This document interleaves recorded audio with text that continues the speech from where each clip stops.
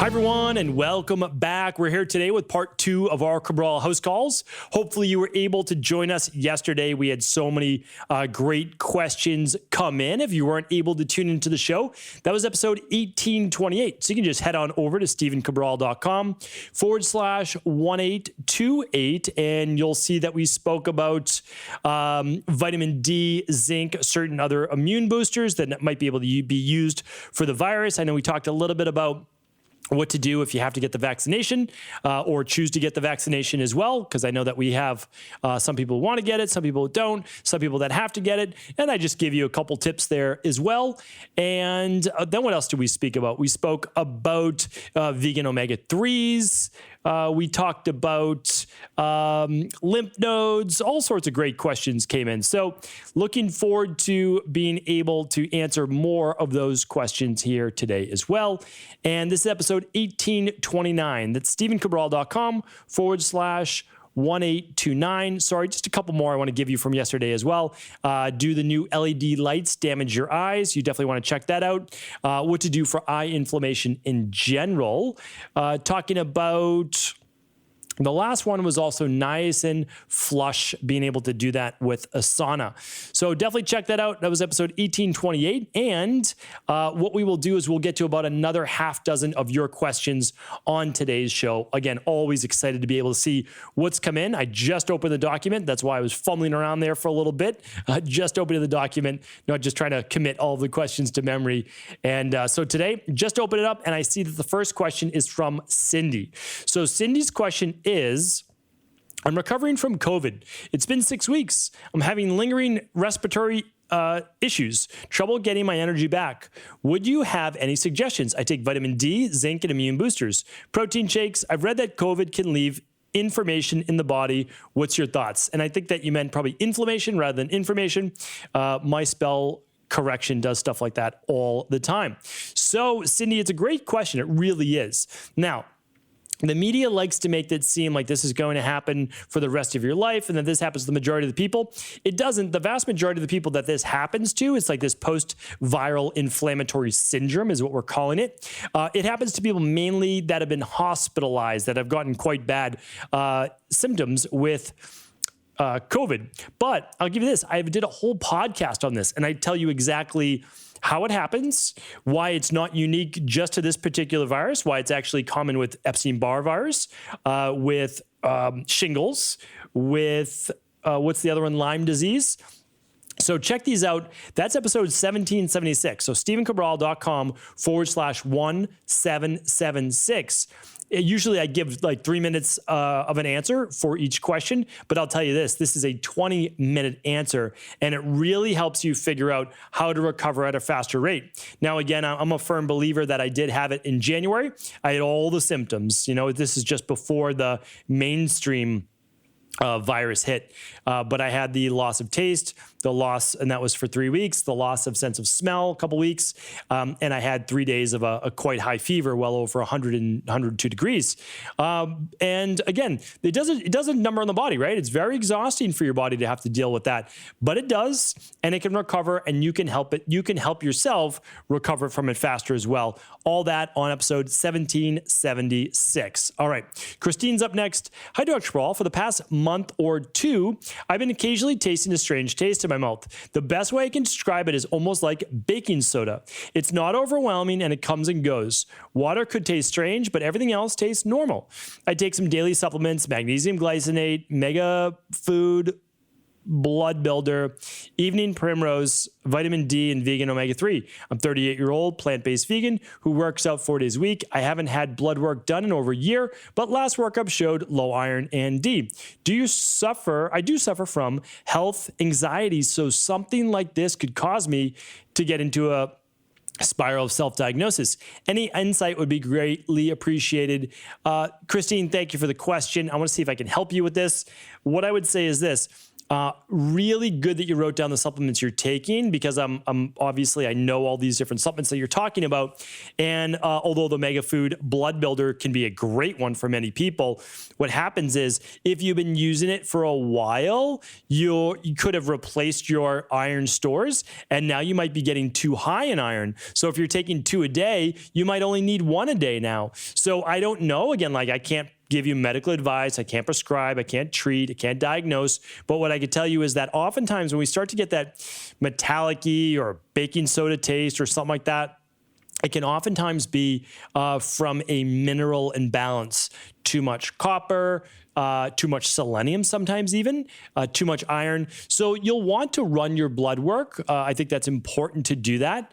And of course, you can run your zinc and copper with our minerals and metals test or our heavy metal test as well. So certainly you can check that out. Oftentimes when people have halitosis, bad breath, bad taste in their mouth, that's more like weak, slow digestion, low stomach acid, which we just talked about on the show on what, Tuesday? Let me just check. I believe it was Tuesday. Let's see. It was episode 1824. Yes, Tuesday's show. So you can check that out for sure.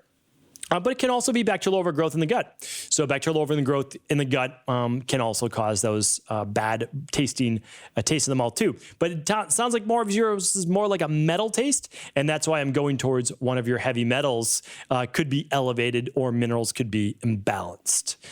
Jenna is up next. I have a swollen or shot T lymph node on the side of my neck since I was a child. So about the last 20 years. I developed another one on my neck about 4 years ago.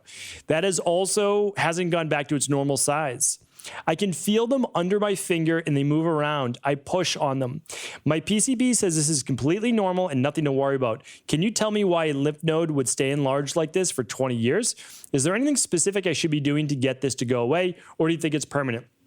All right, it's a good question. An asymmetric lymph node that is swollen in your neck should always be checked further. It is normal for both lymph nodes to be swollen when there is sinus congestion or an infection, because this flows down. So if you're watching this on video, you're seeing me give a little demonstration right now. Again, you can watch this on YouTube, this podcast, or just right at stevencabral.com/1829. But basically, as your face drains down, it's going to go through these lymph nodes, your lymph. And so basically, your lymphatic system is almost like, think about it like the arteries, veins in your body, but they travel through cleaning centers. And as they travel through these cleaning centers, we'll call them the nodes begin to use the white blood cells to start to catch those pathogens and break them down. So what happens is like your tonsils or your lymph nodes near your near your corner of your jaw right here can become enlarged.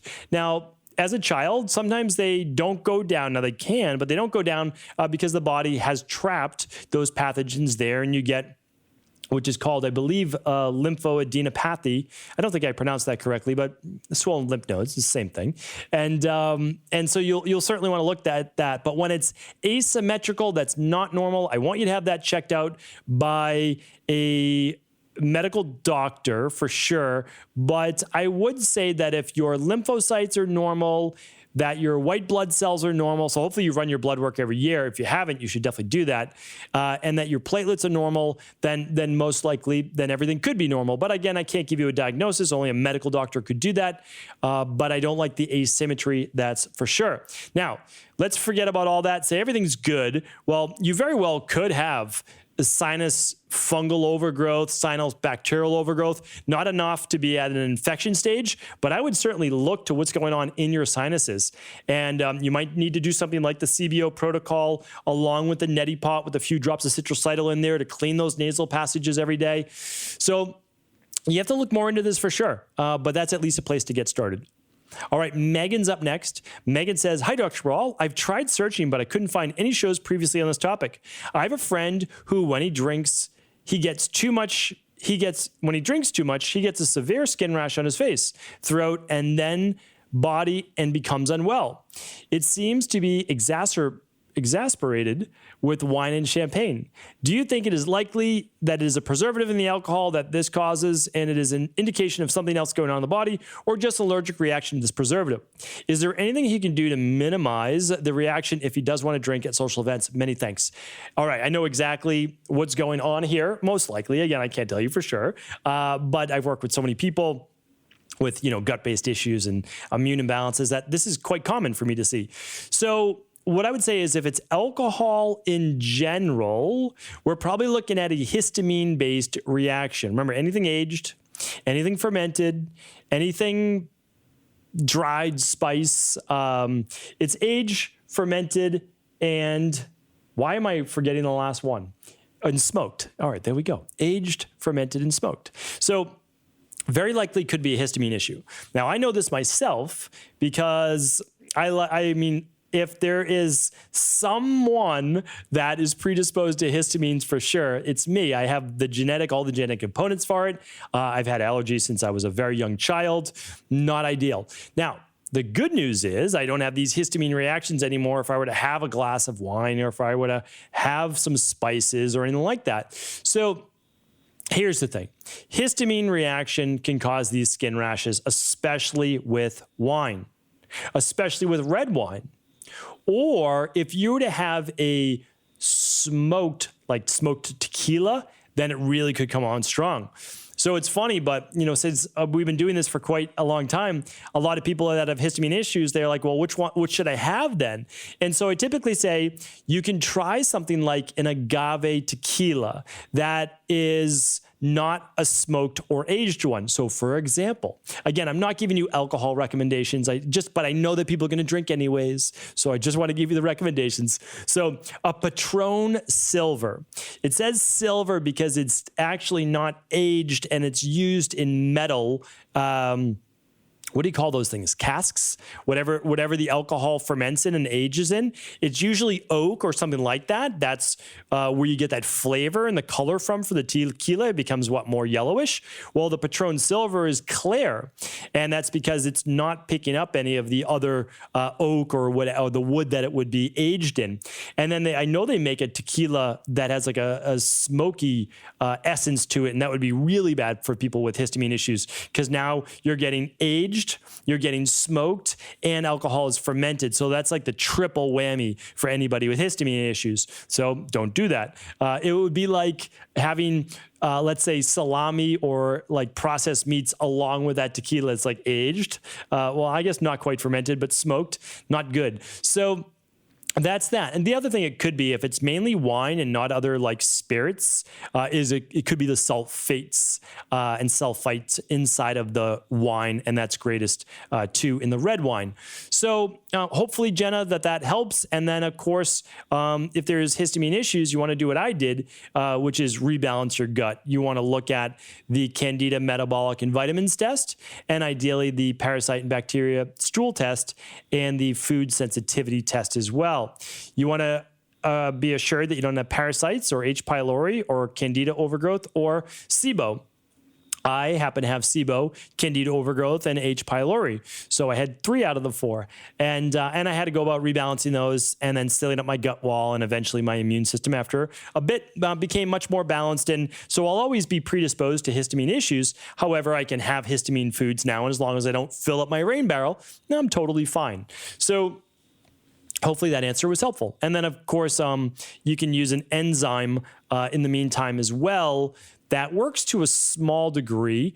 It's called, it works, but to a small degree. It's called, DAO is the name of the enzyme. It's hard to find, but you'll be able to find it, DAO, diamine oxidase. All right, Megan's up next. And then, Jenna, just tell your friend to check out my previous podcast on histamines. Lots and lots of shows on them. All right, Megan's up. Nope, I just answered Megan's question. Oh, another Megan, this time without the H, Megan. Hi, Dr. Cabral, 14-month-old who is here today thanks to your protocols. Oh, my great. Happy to hear that. That's great. Having a hard time since starting daycare. He's suffering with respiratory issues, including multiple bouts of tonsillitis, which we were which were really severe, much to my heartache. Had to put him on antibiotics twice to get him better, but obviously you know firsthand the impact of antibiotics in the long term on your gut health. I currently have him on your children's immune protocol at a reduced dosage per his body weight, investigating mold in our house, removed gluten and dairy, have him on probiotic and omega-3s, tried to book in to see one of your health coaches for an immunity call, but they said they weren't available to assist because of his age. Oh, because he's 14 months old. Okay. Now, I understand and respect you cannot give recommendations specifically over a podcast, but I don't want to just wait until next time and face antibiotics again. So my question is, if this was one of your girls, what would you do to support them to get to the root cause of why this is happening while he is so little? In the meantime, treat it naturally if it reappears. Is there a throat spray for your child this young? Would really love some support, and I don't know where to turn. Thank you so much in advance. Would love to hear your thoughts. Megan, I'm happy to help. I'll always give an answer. I always just have to state, though, this is not medical advice.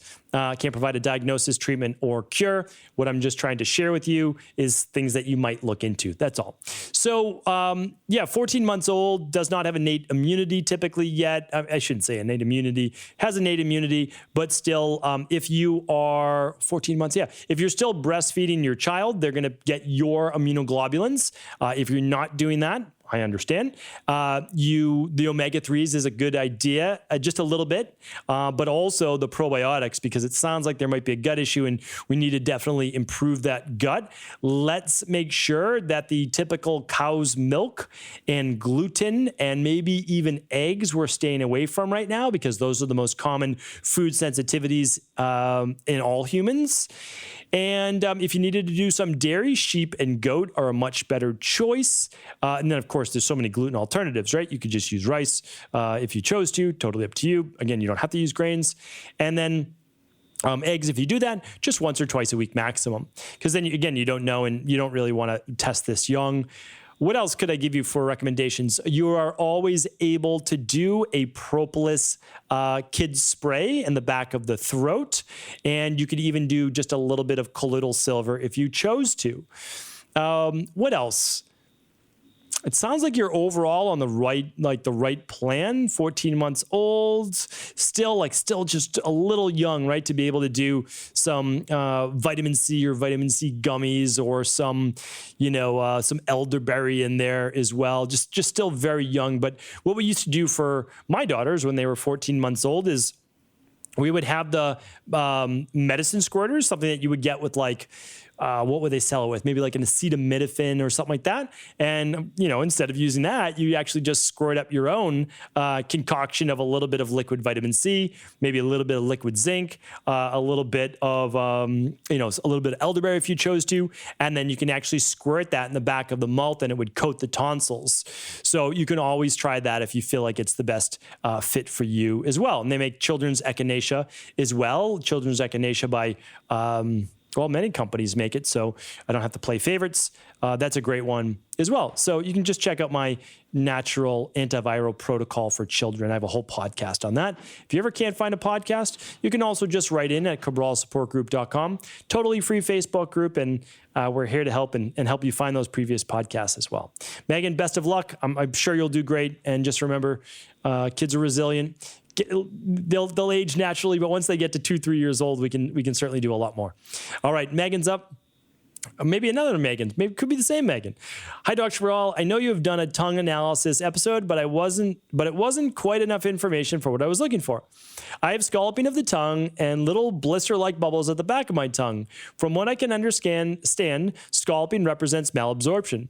I'm currently taking a digestive enzyme with my meals and taking a healthy gut support substitute and probiotic. What else can I do to help my body? In regards to the little blisters, I think that represents the intestines. I do the intestinal cleanse protocol, which well and truly cleaned me out, but the bumps are still there, and I'm wondering what else I can do because my body is obviously inflamed, showing this through my tongue. Thanks so much. Yeah, Megan, you're right on point. You're on point. Yeah, absolutely. And for anybody that hasn't listened to the tongue diagnosis show, let's use that in air quotes. I would definitely go check that out because you can learn so much from it. So the scalping is typically malabsorption, like you just said, or digestive distress. I would go and I would listen to, because Megan, it sounds like you might have an issue with this that I talked about on episode 1824, which is having too little stomach acid.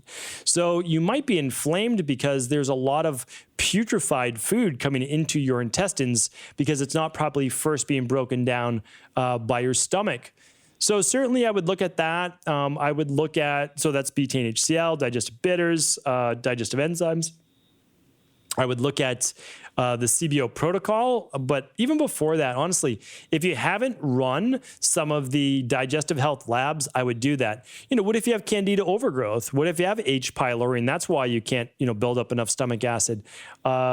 What if you have parasites?